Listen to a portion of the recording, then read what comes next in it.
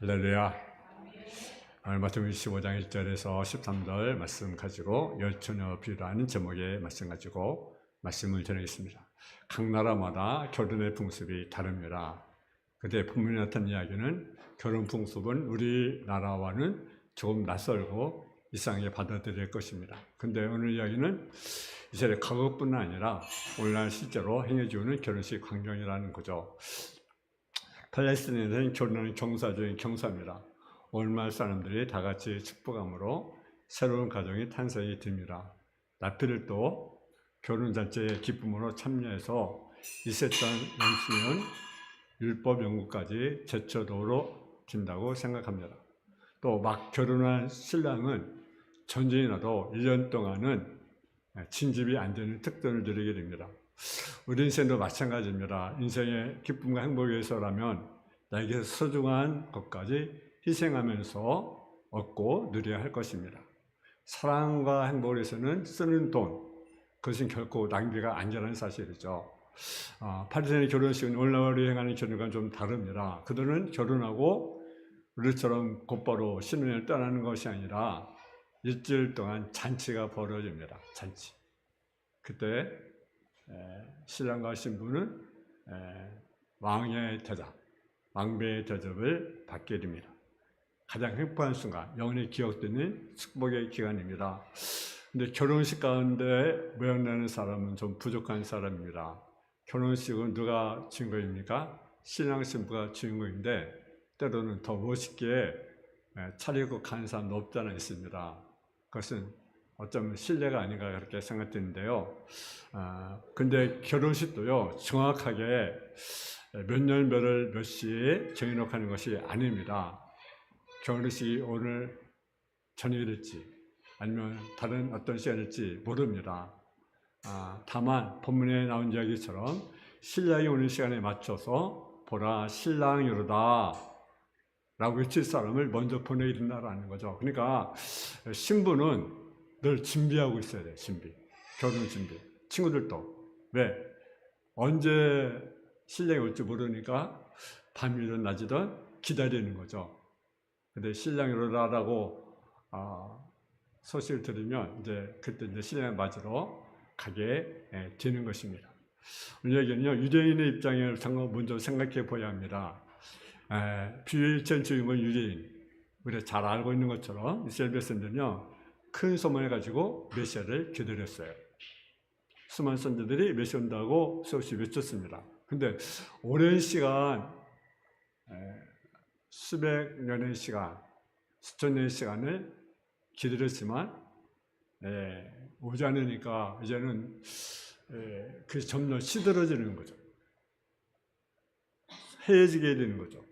주님을 소홀히 하게 됩니다.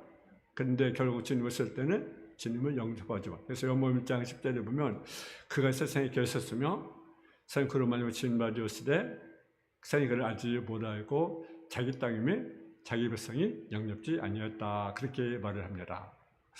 정말 기다렸어요. 근데 오랜 동안 오지 않으니까 이제 소홀히 하게 되는 거죠. 근데 정말 왔을 때는요, 주님을 맞이하지 않은 그들의 모습을 우리가 보게 됩니다. 그러므로 이스라엘 백성들은 우리 주님의 혼인잔치에 참여하지 못하겠죠. 뿐만 아니라 이 비유의 말씀, 오늘 살아가는 바로 우리들은 경고의 말씀입니다. 얼마서 이렇게 잡니다. 그때 천국은 마치 등을 두고 신랑을 맞으러 나간 열처녀와 같다 하리니. 그러니까 그때라고 말합니다. 이때, 때의 중요성을 말합니다. 성경은 때를 가리키는 말이 많이 있습니다. 베드로전서 1장에서도 마지막까지 가면서 때를 언급하고 있어요. 근데 이 말씀을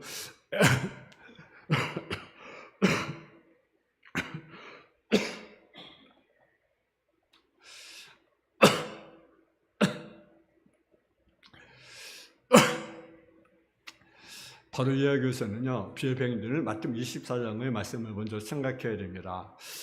마태복음 24장을 가리켜 우리가 그 종말장이라고 이렇게 말합니다. 근데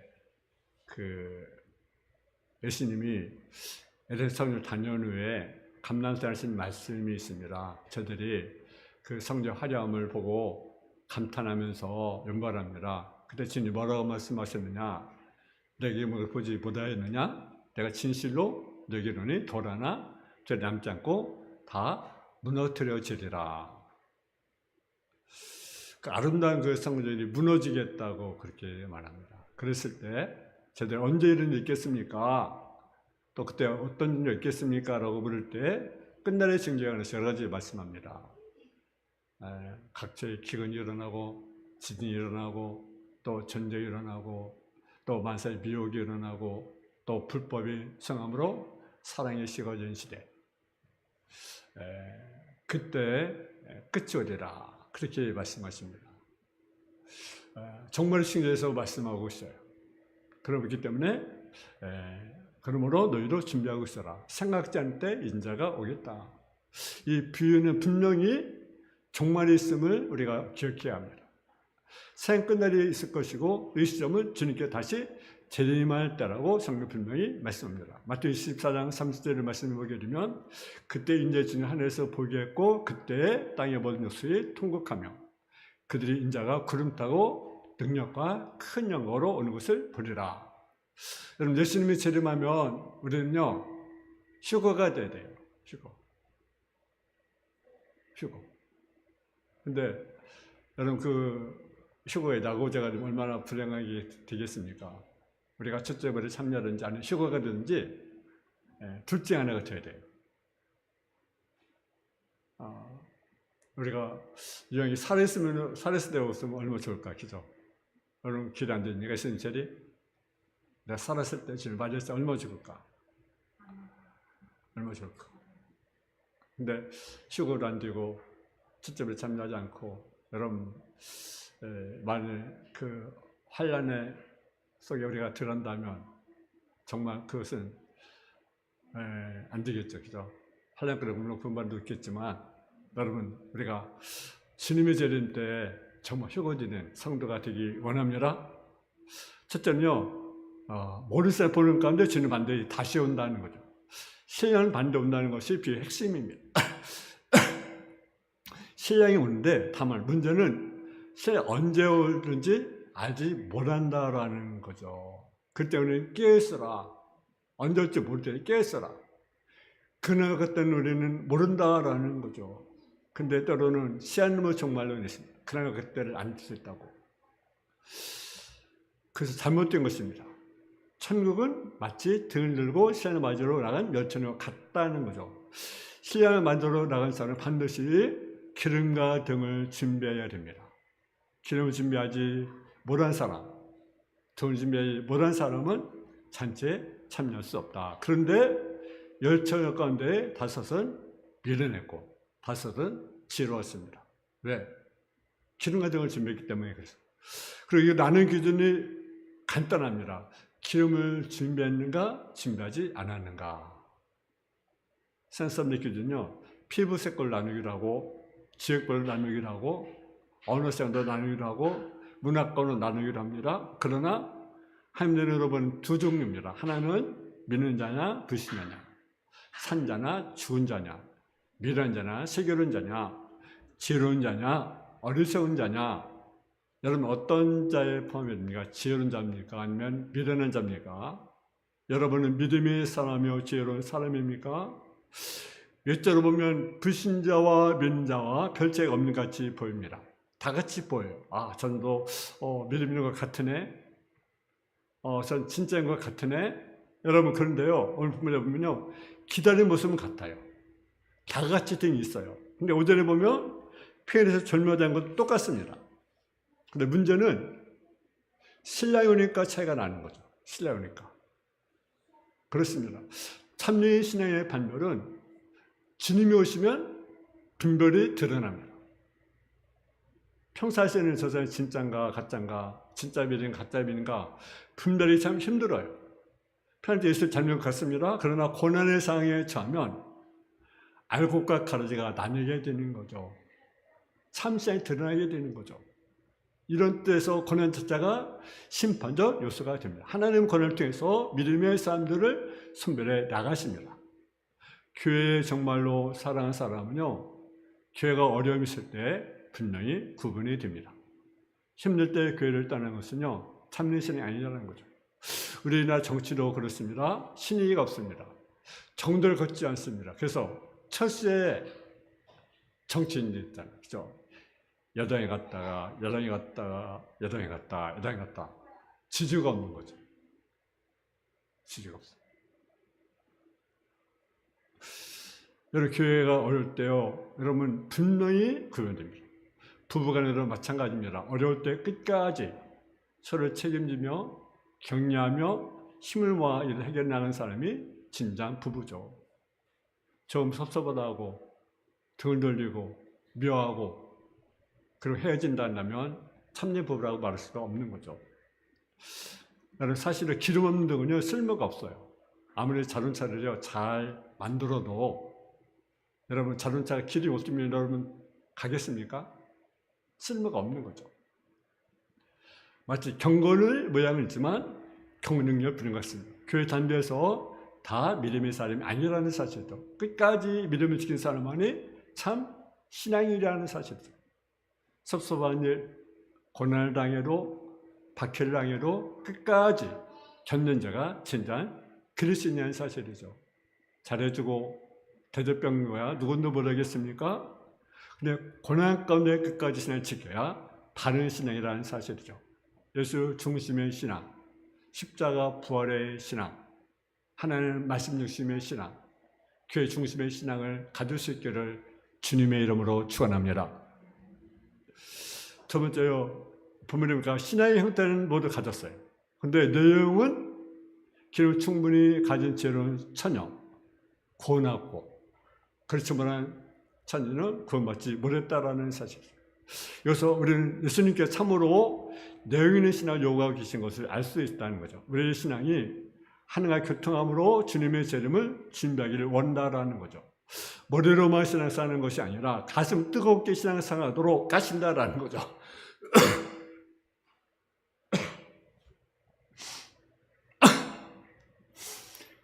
여러분, 교회만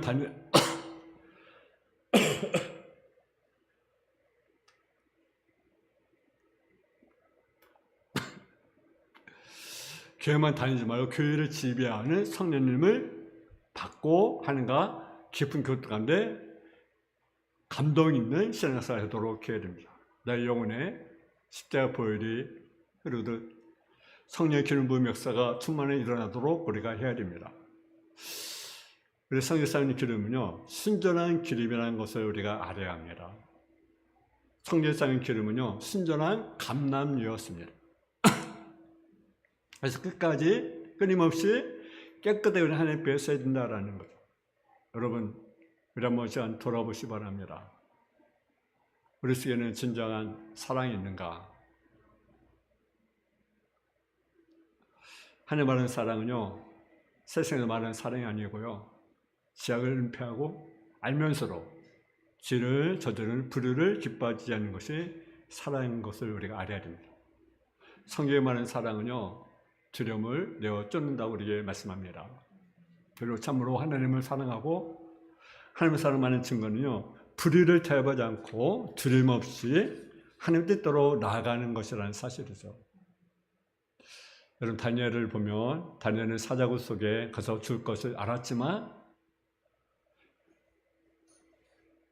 근데 그 믿음 변하지 않았어요. 하루에 3번씩 여러분 성전에서 전 행하는 대로 하나님께 감사의 기도를 올려드렸습니다. 다니엘의 시증을 보시면 여러분 사도행전 4번을 보게 되면요, 풀무불 될 것을 알았어요. 근데도요, 그는 그 믿음 변하지 않았어요. 그래서 풀무불에 던져졌어요. 여러분, 왜 그랬습니까? 그는 하나님의 사랑의 지배를 받았기 때문에 그랬어요. 이것이 순전의 기름이 아니겠습니까? 다니엘 같은, 사람에서 아벤노 같은 순전한 기름 우리가 채워지지 않겠습니까? 우리가 세상 살면서 질에 안 짓고 살 수는 없지만, 실상 우리는 고범죄는 범하지 않았잖아요. 의도적으로. 그렇잖아요. 이 세상에서 세상과 하나님 사이에 양대를 거쳐 사는 이중적인 신앙을 버리고 아닌 것은 결단을, 신앙의 결단을 우리가 해야 되지 않겠습니까? 죄를 범하지 않는 신앙의 기름을 소유한 저와 여러분 되어지기를 주의 이름으로 축원합니다. 세 번째는 기름을 담는 등 그릇이요, 자신에 맞는 것을 갖는 것이 중요하다는 사실이죠. 우리는 우리 신앙의 형식에 우리에 맞는 등을 진미와 기름을 담아야 합니다. 교회와 성도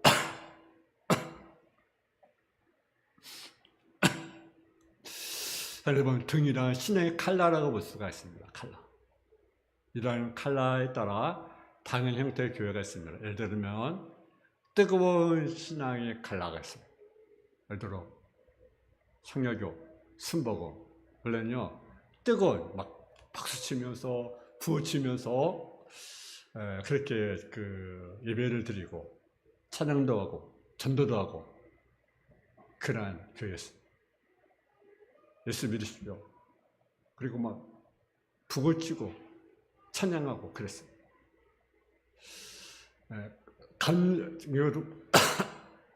장로교도 마찬가지예요. 장로교는 흔히 말하면 조용한 교회요, 그저 거룩한 교회, 그냥 말씀 주시는 교회 이렇게 생각하지만요, 스쿨은 장로교회는 전도사님이 그러지 않았습니다. 얼마나 뜨겁게 예배를 드렸냐면 예배하다요 막 강대지 막 부서지기도 했어요. 스쿨 전도사 교회는요, 그게 뜨거웠던 교회였어요. 근데 요즘에 장로교회 어떻습니까? 거룩한 교회. 물론 거룩한 교회가 되어야 되죠. 그죠? 근데 뜨거움이 사라지는 교회. 그것이 장로교로 이렇게 이해가 됩니다.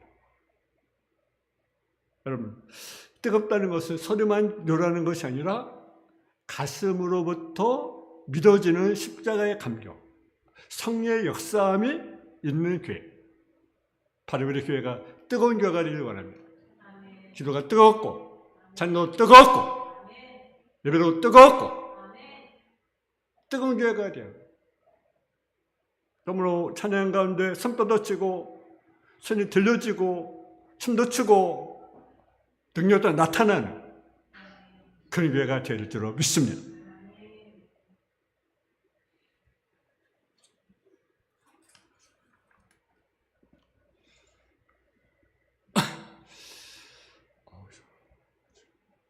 넷째로, 이 비유 중에 교훈요, 믿음은 절대로 남에 빌릴 수 없다. 근데 믿음은 남에게 절대로 빌릴 수 없습니다.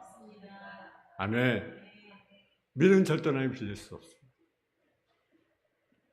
우리 한번 7절 말씀을 같이 보겠습니다. 7절 말씀.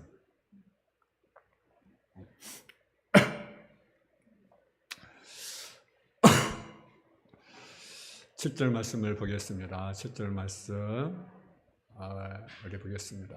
7절에서 10절까지 같이 보겠습니다. 시작. 이에 천리들이 다 일어나 등을 준비할세 묘한 자들이 숙연 자들에게 이르되 우리 등불이 꺼져가니 너희 기름을 좀 나눠달라 하거늘 숙연 자들이 대답하여 이르되 우리와 너희 숙에 다 부족할까 하노니 자료를 파는 자에게 가서 너희 쓸 것을 사라 하니 그들이 살아간 사이에 신라의 음으로 준비했던 자들을 함께 온 제 들어가고 문은 닫힌지라. 아멘. 믿음은 절대로 빌릴 수 없다. 신은 절대로 단에 의존할 수 없다. 기름은 결코 빌릴 수 없다. 이 말은 뭐냐? 바리새인의 믿음으로 대신 구원받을 수 없다라는 거죠. 부모의 신앙이 좋다고, 남편 아내가 신앙이 좋다고, 자녀의 신앙이 좋다고 내가 그것만은 관여라는 거죠. 믿음은 절대 빌릴 수 없다라는 거죠. 1대1에 관여라는 거죠. 또 하나님의 바른 관계가 중요한 거죠. 예수 그리스도를 나의 주로 고백하고 나의 모든 죄를 회개한 자만이 구원함에 이르게 되는 것입니다.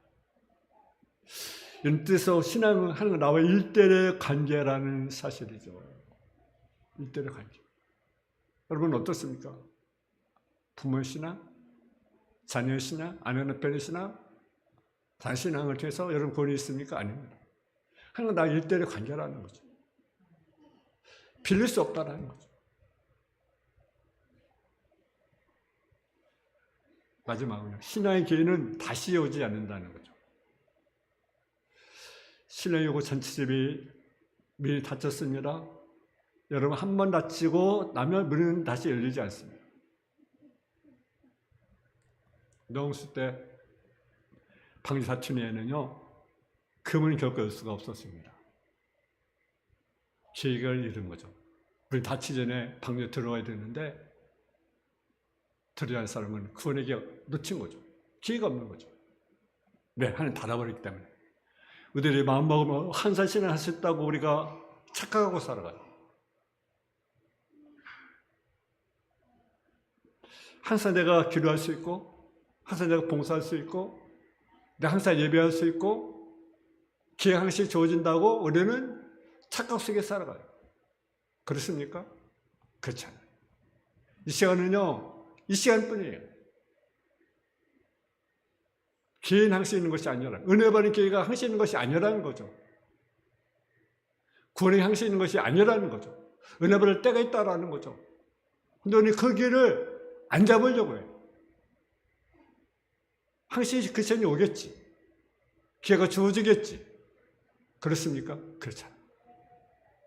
오늘 본문에 보면 후회하는 자들 있잖아요. 미련한 자들, 미련한 처녀 5명. 기름을 준비하지 않았어요. 기회가 놓친 거죠.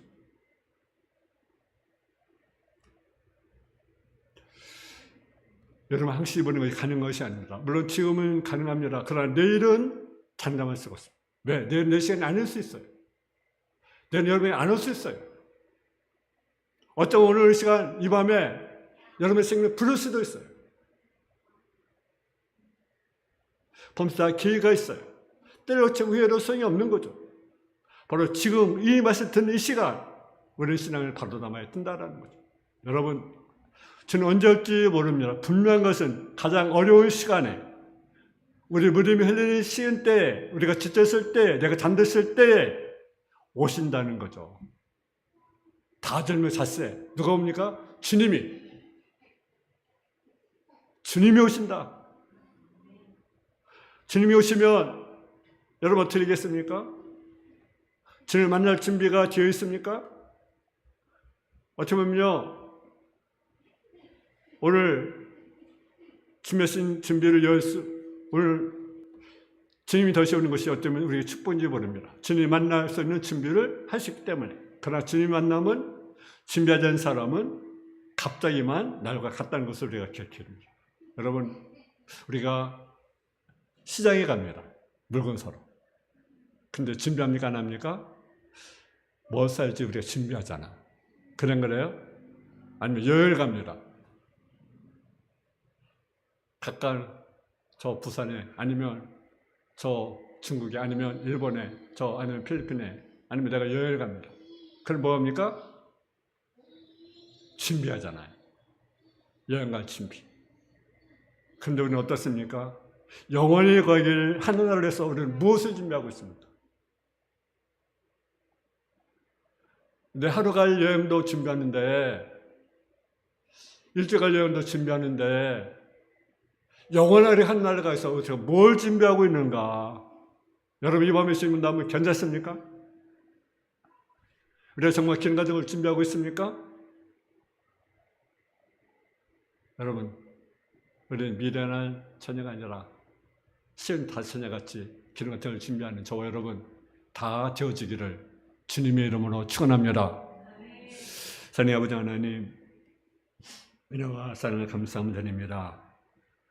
우리가 정말로 주님 맞이할 준비할 수 있는 지혜로운 신부 되어줄 수 있도록 지어 도와주옵소서. 우리가 시장에 갈지라도 내가 여행을 갈지라도 준비하는데 영원한 하늘을 가랄 우리들이 준비는 하고 있는지 우리 자 한번 점검할 수 있도록 지어 도와주옵소서.